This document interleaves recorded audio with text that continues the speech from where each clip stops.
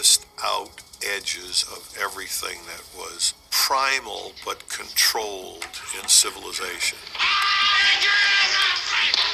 You could look at that film, come into the theater, and if you've ever seen any of Kubrick's other films, and you didn't know where you were, you would know it was a Kubrick film. And I'll smash your face for you, your blockos.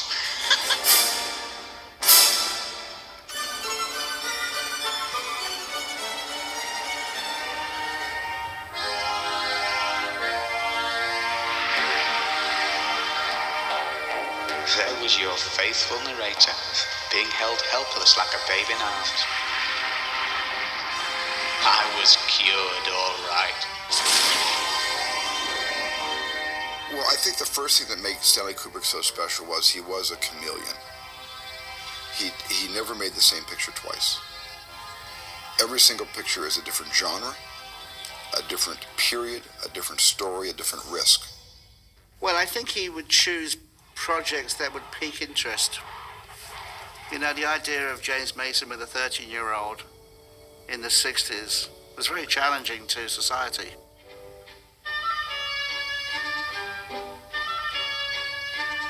Terry Southern gave Stanley Kubrick a copy of the novella, A Clockwork Orange, written by Anthony Burgess, when they were working together on the set of Dr. Strangelove. He gave a copy to Kubrick and said, "You should read this, it was really great." And Kubrick read it and he just didn't get it. The problem was the language of it, the nadsat, the language that Burgess had developed for the book. We go around shop cresting and the like, coming out with a pitiful rooker full of money each. And there's Will the English and the Muscle Man Coffee Mesto saying he can fence anything that any male chick tries to crest. Kubrick felt nobody's going to read this, nobody's going to watch this, nobody's going to understand this. So he rejected the idea of the project. Kubrick was always very, very aware of where he stood in the pecking order. And he knew that people regarded him as being out there doing something innovative. And yet here were these kids kind of coming in and doing stuff that he'd never thought of. He had the idea, all right, let them make their youth film, then I'll come in and I'll make the great youth film. Stanley Kubrick wanted to push the envelope. I don't think Stanley Kubrick was interested in the ordinary. I think the ordinary bored him. Kubrick took over the project, A Clockwork Orange, after making 2001. It had all the things that he liked. It had a great plot. It was short. It had a lot of action. And, you know, as he said, it had one of the greatest characters that had ever been committed to fiction. Almost a figure as evil and untouchable and engaging as Richard III. Now they knew who was master and leader. Sheep, thought I. But a real leader knows always when like to give and show generous to his unders. He first of all decided that he did need a screenplay, and he got Burgess to write one, and he threw it out. He decided he could do better himself. He said, "I've got the book, all I have to do is use the book." So instead of carrying around a big screenplay, we carried around the book, which was a new way of making movies. He would go on the set, he'd open the book, he'd say, "Okay, page 27, we're going to do that today. How would we do that?" And then he'd sit down with the actors and the technicians and they would work out the way to do it. Now the irony of this, of course, is that when Kubrick actually made the film, he followed the novel extremely closely, using all that language, which he said would be rejected and nobody would understand. Thou globby bottle of cheap, stinking chip oil! Come and get one in the yarbles! If you have any yarbles, you eunuch jelly thou! Anthony Burgess, he invented this futuristic slang of the street kids of London, which he called nadsat, which is more or less teen in Russian. Yarbles! Great bolsy yard blockos to you! It consists of corrupted Russian, about 200 words of corrupted Russian, Cockney rhyming slang, and certain Gypsy and Romany colloquialisms. And there's Will the English and the Muscle Man Coffee Mesto saying he can fence anything that any male chick tries to crest. The shiny stuff, the ice. In the film, Kubrick uses language, but he uses much less of it. And He always supports the language with a visual image. So the first shot of the film, which is this extraordinary close-up on Alex, the camera pulls away and then you hear the voiceover of Alex, and he explains who he is.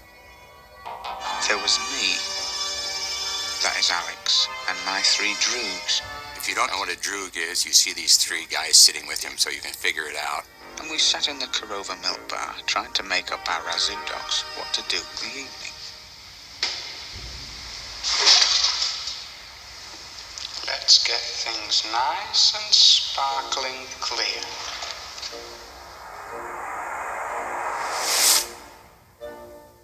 Stanley Kubrick would have seen Malcolm McDowell in Lindsay Anderson's If. Malcolm McDowell had the sort of the boyishness, the lovable, in spite of his badness, quality about him that Kubrick would have felt was key and that perhaps no other actor could have had. The combination of velvet and violence, of snobbery and violence. He's like a child. And I mean that in the nicest way, in the most positive way.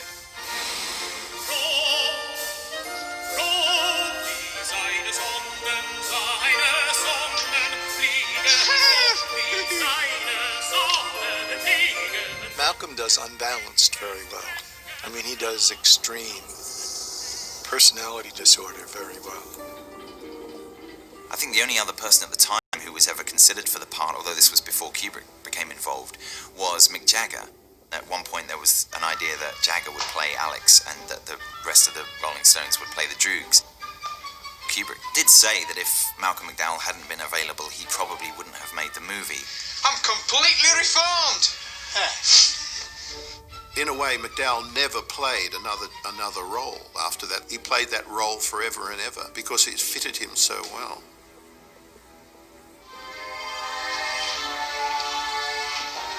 Hello, Lucy. Had a busy night. We've been working hard too.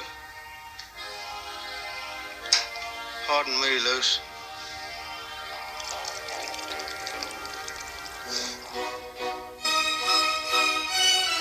When I went to meet Stanley and I said, what's the budget for the film? He said, well, it's going to be tight. And I go, well, how tight? He goes, well, here it is. And I looked at the front page and I was horrified. And I looked at Stanley and I said, is this for real? You're Stanley Kubrick. He goes, yeah, I know. He said, we've got to make it. He said, I've got to make a breakthrough and show him I can do a low-budget picture. It's very interesting. When Kubrick made this film, he decided to shoot as much of it on location as he could. So he and his associates sat down with a pile of architectural magazines and began scouting locations. He was imagining the future on a very small scale, so rather than build some kind of like futuristic apartment block, the idea was to use the worst possible apartment block that you could find in the 1960s in London, and there, at that stage there was a lot of them being thrown up. They did not want to do a futuristic movie in a traditional science fiction way. He wanted something which was tomorrow, today, maybe near. I knew he wanted the movie to be timeless.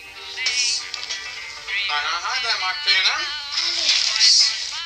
And so we tried to give a look that was also possible to recreate. The street gangs in those days were all wearing clothes. They would put themselves together. They were not going to some costume house and do some extraordinary high-tech, futuristic things.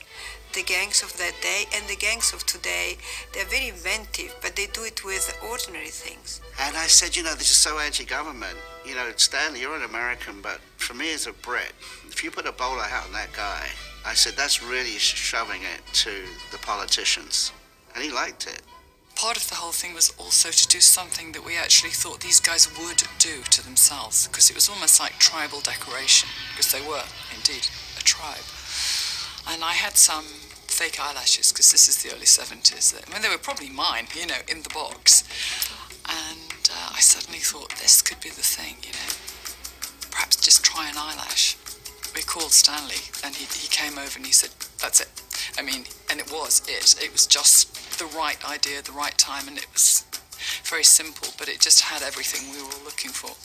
If he thought somebody had a valid opinion about anything, even if it wasn't their department, you know, their area. He'd be interested in it. If there was a guy sweeping the floor who had something to say about the quality of, I don't know, something else, you know, Stanley would want to hear him. And he would say to me also, Bernie, when you get the scripts out, give it to the guy on the door. I go, really? You mean the doorman? He goes, yeah. He goes, if anybody comes up with one idea that's great, I want to hear it. He had no doubt about who was in control. He didn't feel threatened. You never knew when somebody was going to come up with a good idea, so he listened to everybody. That was why he's such a great director. I mean, he was just a big sponge, you know. All the information would just come in and he'd sort of work it all out. Well, put it this way. I feel very low in myself. I can't see much in the future. And I feel that any second something terrible is going to happen to me.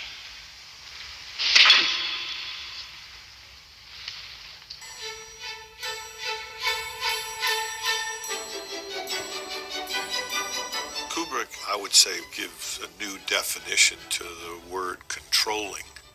From the writing, through the casting, to the shooting, to the editing, to the use of music. I mean, he's so profoundly involved in every aspect of the film. He was the producer, the director, the writer, the cameraman, the sound man, the designer. I mean, he was in everyone's department. So we have this one-man band on the set. He just did everything in the movie business better than anybody else. Kubrick had a unique relationship with Warner Brothers. The respect in which he was held was staggering. We would do what I wanted to do, and I wanted to do what Stanley told me to do. Stanley was a perfectionist. He was the one true 1,000% perfectionist that I ever worked with. We would always spend a lot of time with the lighting, which is the one thing I really loved that Stanley always did, was take a lot of time setting the scene. Stanley would spend a lot of time rehearsing. I mean, you could go to work at 6 in the morning and not roll that camera till 2 in the afternoon. But then he'd want to shoot till midnight, and he did. You just took it. If you didn't want long days, then you didn't work for Stanley Kubrick. Yeah, I never saw my children for ages. I mean, they would be in bed when I left, and they would be in bed when I come out. He just wants to keep, what if? What if? Is there more? Have you tried everything? Have we really looked? Let's go and look again. I mean, it's constant. Don't resist it, because you're going to have a miserable life. There was no relief. There was no thing saying, well, let's have a night off easy, or let's go out for a beer and chat about the film. It was bang, bang, bang. Malcolm was getting tired. Stanley would be like, what's wrong with this guy? You know, we're out all day, and these actors go to their dressing rooms, and we have to stay out in the cold, the rain, and we have to be hardy, and these actors, you know. People do get knocked around on Kubrick movies. You know, it's part of the game. I do this, and that, and this, because I don't like your horrible type, do I? And if you want to start something, well, you just go ahead. Go on. Please do.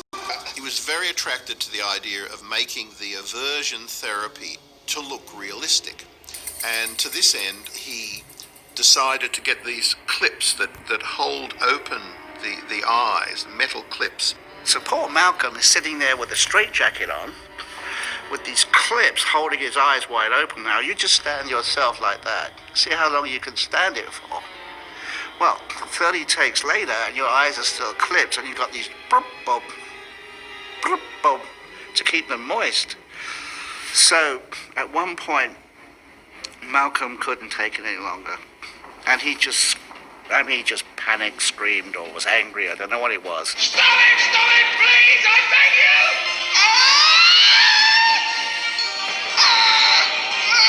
He just wrenched his arms to try and get out of the straitjacket. And in doing so, he hit one of the clips. His old friends and brutalized, and they dump him headfirst into a trough of water for pigs. And I was watching this scene, I went, is this real? Because it goes on forever and ever. And it was freezing cold. I mean, England's not like California. It's freezing cold. And he's laying on clay ground, which is soaking wet, freezing cold, with a skimpy outfit on.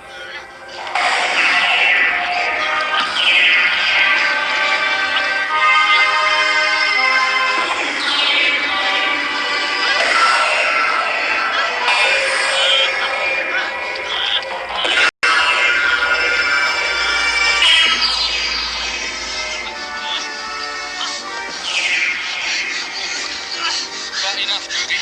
A bit more, still kicking.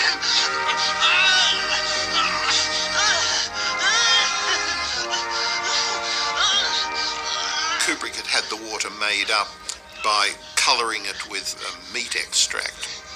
And Malcolm complained, that after 27 takes of being dunked in this terrible cold soup, that he was utterly revolted by the smell of this thing forever.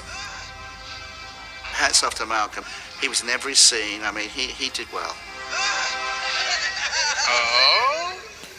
And what's so stinking about it? It's a stinky world because there's no law and order anymore. It's a stinky world because it lets the young get onto the old.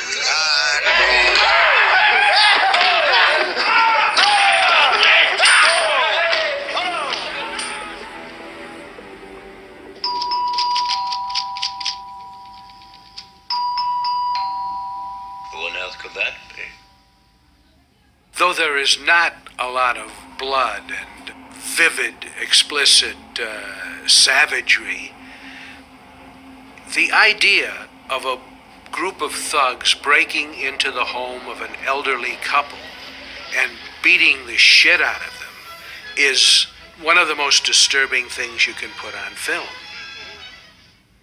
The idea that your own home is not a safe haven is much more disturbing than if you would see someone being stabbed with a knife or shot with a gun, which you now see every night on television in profusion. All of the television shows have become way more graphically violent than Clockwork Orange was. Yet why are they not as disturbing? Is because Clockwork Orange goes to the deepest fears of human beings, that they're not safe in their own homes, no matter what, that the law can't protect them. I'm sorry, but we don't usually let strangers in at the minute.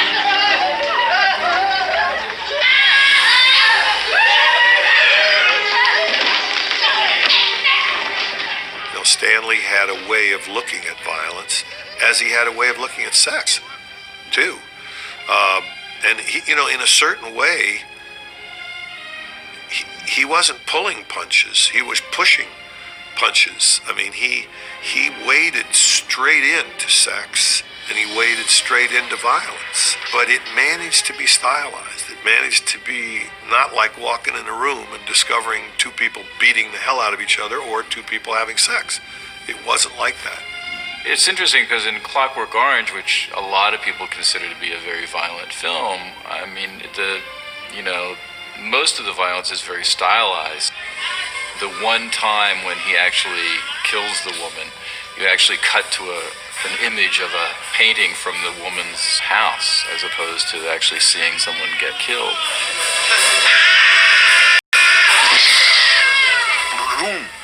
And that is, that's much more impactful. Stylized violence is often easier on the senses. It's easier to watch without feeling quite so affected by it. Kubrick will oftentimes counterpoint things with music or with visual images that have a sophistication. I mean, there's a wonderful scene in Clockwork Orange where, this horrible gang is raping this girl on a stage in a theater. But you start out with these beautiful architectural images, and then you just pull back until you realize you're looking at a proscenium, and these guys are beating up this girl.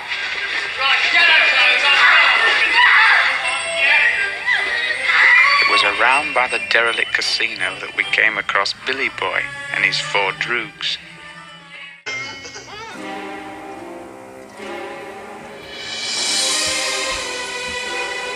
There are a lot of legends about the release of Clockwork Orange. There's a lot of legends about the release of all Kubrick's movies, I suppose. When it came out, it was fairly widely disparaged as being extremely unpleasant. Malcolm McDowell's performance is a tour de force, and critics of the film, those who dislike the film, very much dislike the fact that his performance is so powerful, because it is engaging.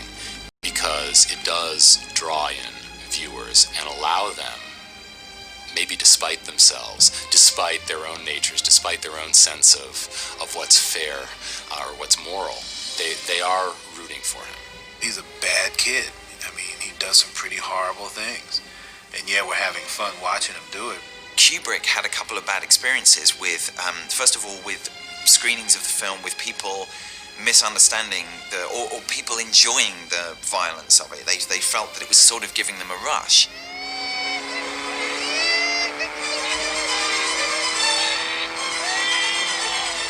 And it was seen as being responsible for youth crimes at the time. Every youth crime was blamed on the film of Clockwork Orange. Teenagers, after the film came out, started telling judges, you know, I was influenced by Clockwork Orange, that's why I did it, sir. A Clockwork Orange made violent youth culture attractive for many young people around the world. I don't think he set out to incite violence, but I know that the film did. There were several incidents in the UK, incidents of ultra-violence. The first was the attack and rape of a Dutch girl holidaying in Lancashire. The gang of youths who attacked her actually chanted Singing in the Rain while the attack occurred. There's a clear link to the film.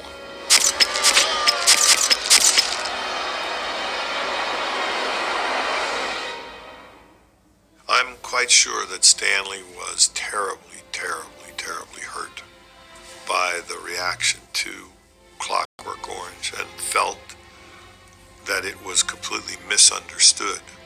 That got too close to home for him when they started blaming him on Clockwork Orange for violence in the country. You have to say that Kubrick could not have seen that coming, but once it did come, he recognized it. Kubrick then, quietly and not telling anybody, withdrew the film. He just felt that he didn't want to bear the burden of responsibility for violent crime. And that's why Stanley pulled the movie 2 years after it came out. And it was never shown in England for probably 25 years. It wasn't me, brother, sir. Speak up for myself, or I'm not so bad. I was led on by the treachery of others, sir. Sings the roof up lovely, he does that. No matter my stinking traitorous droogs, get them before they get away. It was all their idea, brothers. They forced me to do it. I'm innocent. It's the same thing when you have somebody that commits a murder and it's shown on the news, and there's somebody out there that wants to copy that same crime and do it. And they get the ideas from movies, they get them from television, they get them from the news, then they get them from people's actions. We all have a responsibility in the sense that what we do is capable of affecting the way people think. It's propaganda. Finally, what it is. We all teach, we all set examples. People who make movies or are in the media have a loudspeaker. Some people look at that film and see a great, powerful essay on violence. Other people, possibly even more receptive to motion picture imagery and thought, viewed it as a blueprint for their own lives.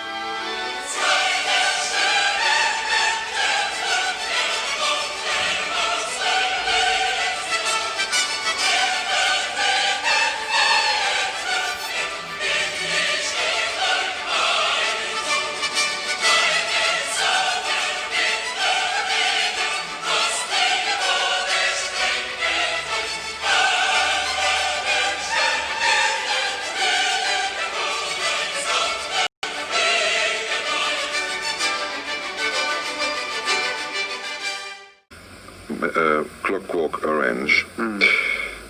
Have you any idea how Kubrick get the idea to ask you to play the part? Well, Stanley told me that when his lawyer sent him this novel by Anthony Burgess, Clockwork Orange, Stanley had just seen If. He saw it 4 times. He really loved the film. And when he started to read the novel, from the 3rd page, he just saw my face, all the time. I don't know why. Tell me why. I don't know why. You'll have to ask him. Well, that's more difficult than it sounds, actually, because he never ever does a television or very rarely does any press interviews. I think probably he's correct, because he's not an articulate man in that way. He's a brilliant director, but he's not like Mr. Anderson, who is a marvelous raconteur. You know, he has the command of the English language. Stanley is very quiet, really, and thoughtful. So he doesn't do many. Never does television ever, I don't think. And for him, he's right. He's right. Yes, he lives in his villa, yeah, and a little bit apart. Oh, he's a totally self-contained unit. He has all these buildings all over his garden. I mean, they're tents, you know. One of them has a ping pong table in it. The other has the cutting rooms, storage rooms for camera equipment, all this kind of thing. He's a totally self-contained unit. He does his own sound mixing. Sound mixing. Well, he's the most disorganized, organized man I've ever met, because he has so many filing systems, he cannot remember where anything is. They're all marvelous systems on their own, but he has maybe 4 or 5 or 6, and he can't remember where anything is, you know. I remember asking him for some photographs of a location. I wanted to look at them and see. Couldn't find them. Took him 2 weeks to find them. Incredible. But he's an extraordinary man. I think the extraordinary thing about these great directors is that they are able to create an atmosphere where you can create, and this is very important. And this is what, actually, that Stanley Kubrick and Lindsay Anderson have in common. They can do this. I think Stanley is much more a satirist and Lindsay a humanist.